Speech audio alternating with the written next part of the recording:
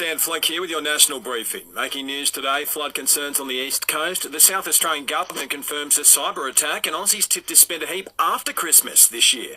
But first, kids aged 5 to 11 will be eligible for a COVID jab from January 10. While PM Scott Morrison says they're taking another look at the timeframe for booster shots at today's National Cabinet meeting. It comes after ATAGI already announced last week it won't be bringing forward the shots from 6 months in light of Omicron. We are continuing to review the evidence about how that time period for the booster shot might be able to be reduced, and we're working with the medical experts on those issues, and we'll talk about that today with the premiers and the chief ministers. While another vaccine milestone's been hit here in Oz, the health minister taking to Twitter to confirm 40 million doses have been administered nationwide.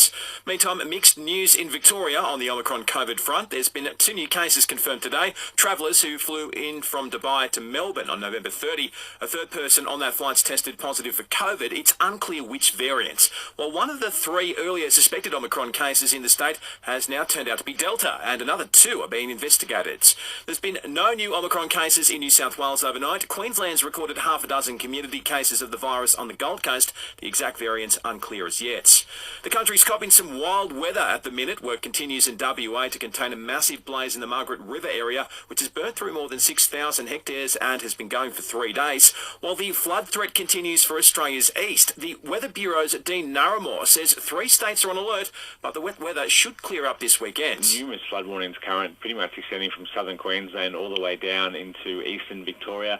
The major flooding, we've got about 8 or 9 rivers in major flooding right now. At the moment, some of the rivers with the ongoing heavy rainfall, and the biggest threat right now is through the south coast of New South Wales, where we've seen a widespread 100 to 200 millimetres fall. It comes as a woman died in floodwaters in Brisbane overnight, the 3rd fatality in Queensland in about a week.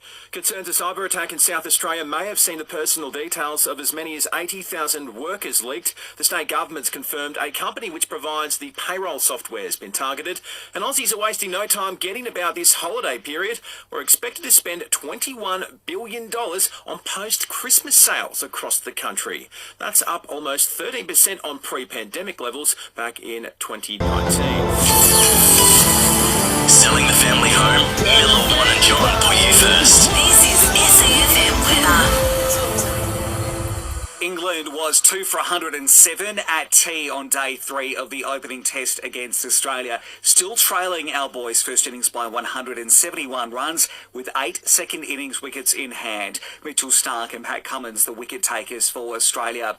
WA's tough border restrictions are expected to force the Perth Scorchers out of the West. Means their home clashes with the Renegades and Stars later this month could be now played in Melbourne. And the Big Bash continues this evening. It's the Stars at home to Sydney Thunder.